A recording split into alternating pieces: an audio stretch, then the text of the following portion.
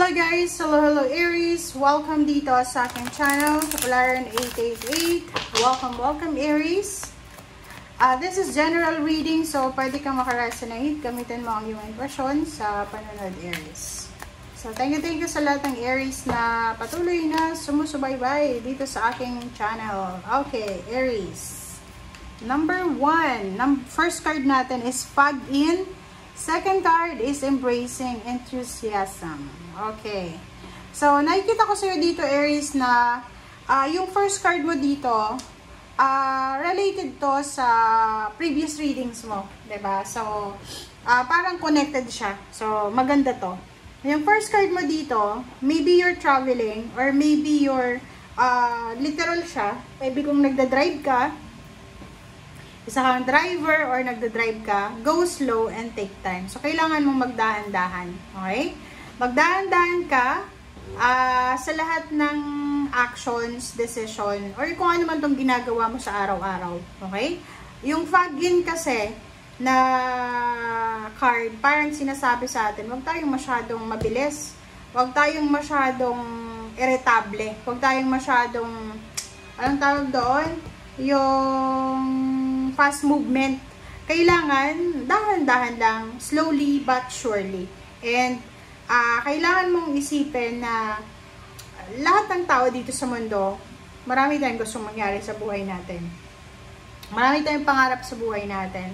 Pero, hindi lahat ng tao nabibigyan ng katuparan ng kanilang pangarap. Pero, hindi ibig sabihin no, na hindi na tutupad yung mga pangarap nila sa buhay ay wala na silang ginagawang actions. Kasi dito sinasabi na kahit na matagal, pero at least meron kang inaasahan. Okay? Embracing enthusiasm, shout to the heavens with happiness. So yun, di ba sinasabi ng bara sa'yo dito, Aries, na konting tiis, konting tiyaga, konting pasensya. Kasi darating ang araw, darating ang oras, darating yung right timing talaga para sa'yo na sobra-sobra kang magiging masaya kasi lahat ng pinagpipray mo, lahat ng gusto mo ay ibibigay ng heaven. Okay? So sa ngayon, kung halimbawa lang na naghihintay ka pa rin, slowly lang. Huwag tayong masyadong aggressive. Kumbaga, wag nating puwersahin kasi wala naman tayong normally wala tayong control dito sa mundo. Ang gawin natin, mag-pray, magtrabaho, gawin natin yung trabaho natin, magmahal, and maging mabuting tao. Kasi pag masyado tayong mabilis, masyado tayong agresibo, doon pumapasok yung mga temptation, doon pumapasok yung mga problema. Kasi aggressive ka eh. Diba? Parang ganun. Okay. So, ano ba ang message sa'yo ng iyong spiritual helpers and angels? Okay. Archangel Raphael. So, nandito si Archangel Raphael. Sinasabi sa'yo, Aries, ni Archangel Raphael na I am helping you heal physical challenges in yourself and others. You are a healer like me. So, yun. So, in terms of relationship, kung may mga kailangan na gumaling, parang marami ka bang mga kagalit, marami ka bang kaaway, or maraming mga tao na ka-misunderstanding ka, sinasabi ng bara sa'yo dito, Aries, na tutulungan ka daw ni Archangel Raphael para matapos na magamot yung mga physical challenges mo sa sarili mo and sa ibang tao. Okay? And at the same time, sinasabi sa'yo ni Archangel Raphael na ikaw din, as a human, pwede mong pagalingin ang sarili mo. Okay? So, yun. Tingnan natin ang next step. Ano ba ang message? Closure. Wow. So, there's a closure. Ang closure na to, resonated siya kay Archangel Raphael. Kasi, sinasabi dito na ni Archangel Raphael, natutulungan ka daw niya para gumaling kung ano man na sugat na meron ka and yung ibang tao.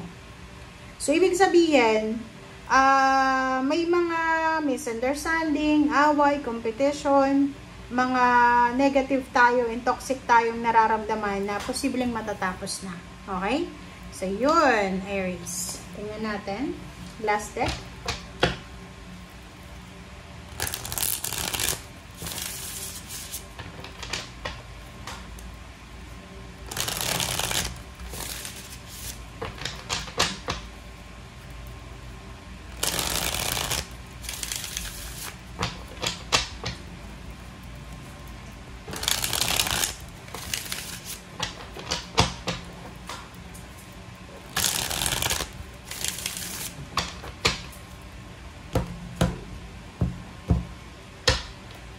Okay, first card natin is Page of Wands, Aries. So, looking forward for the future.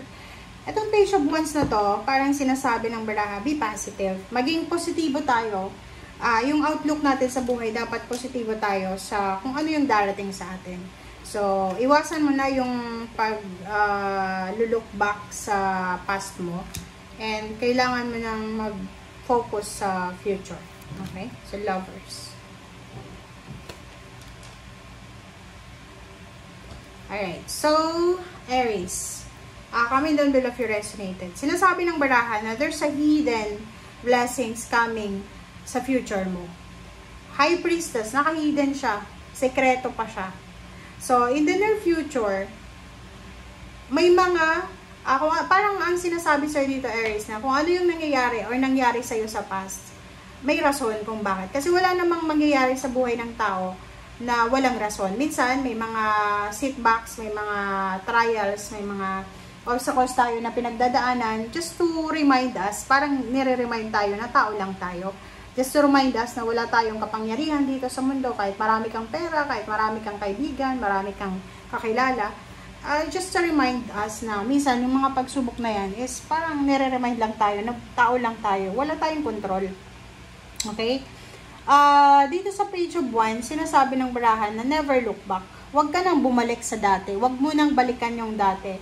Huwag ka nang tumingin sa likod mo. Okay? Fast forward na dapat. Sinasabi ng barahan na embrace the now. Okay? Yakapin mo yung now. Accept it now. The now. And then, be hopeful para sa future. Okay? Kasi, kung anong nangyari sa'yo sa past, ipapakita ng future kung bakit nangyari yon. So, may intindihan mo siya.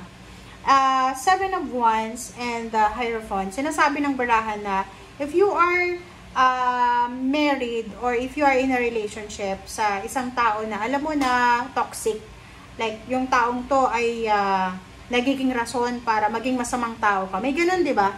May ganun na may mabuting tao na nakapag-asawa ng masamang tao na wala kang choice kasi mahal mo, magkikijoin ka sa kanya. So, sa baraha mong ito, kung sino man ito, it's either karelasyon mo siya, boyfriend, girlfriend, kakilala, na-attach sa'yo, meron kayong connection, na parang siya yung dahilan kung bakit ka nakakagawa ng mali. Sinasabi ng barahan na kailangan mo nang alisin siya sa buhay mo because that connection is not good for you. And yung Seven of Wands dito, protection. Kailangan mong proteksyonan ang sarili mo laban sa kung kanino man or kung sino man ito na masama sa sistema mo. 'Di ba? Hindi mo dapat, kasi alam mo yung mga Aries, sinilang talaga sila. Sila yung mga individual na napaka-faithful, napaka-galing. Kung halimbawa barkada mo sila, barkada mo talaga sila. Kapamilya. Asawa, pag may asawa kang Aries, may boyfriend, girlfriend, hindi ka niyan lolokohin, hindi ka iiwan, hindi ka, parang gano'n, yung gagawin niyang lahat, mapaligaya ka lang. So, sa'yo, if minalas ka sa pagkakaroon ng asawa na sobrang toxic, especially kung asawa mo is Virgo, mag-iingat ka Aries sa asawa mong Virgo. Kasi yung Virgo na to ay sobrang mapanlin lang. Akala mo mabuti siyang tao, akala mo mabait, pero mayroon siyang maitim na balak o maitim na tinatago sa kanyang puso. So, Ace of Wands, sinasabi ng baraha sa'yo dito na maraming exciting na pangyayari ang darating sa future. So, huwag na tayong mag-look back. Huwag na tayong mag-look back sa past. Diba? Sabi sa'yo Aries, reverse yung 6 of Cups and then King of Swords. Sinasabi, since reverse na siya, sinasabi ng baraha na hindi ka na dapat bumalik sa dating relationship, dating kaibigan, dating trabaho, dating lugar or kung ano pa man. Hindi ka na dapat bumalik and dapat focus ka na, mayroon ka ng direksyon na gustong puntahan. So, halimbawa, nag-resign ka sa isang trabaho, huwag ka nang bumalik dyan. Nag-resign ka na Move forward ka na. Umalis ka sa bansang yan, umalis ka na, huwag ka nang bumalik pa. Lalo na kung OFW ka na, na hindi maganda yung experience mo sa bansang yan. Like for example, kung saan ka nagtatrabaho ng bansa, pero sa Pilipinas, dapat bumalik ka kasi yan yung roots mo, diba? Knight of Wands, sinasabi ng bara sa'yo, if it's a relationship, wag mo nang balikan yung relationship na yan. And i-welcome mo na lang yung exciting na new relationship na parating para sa'yo. Okay, thank you guys for watching, Aries, and see you again. Bye!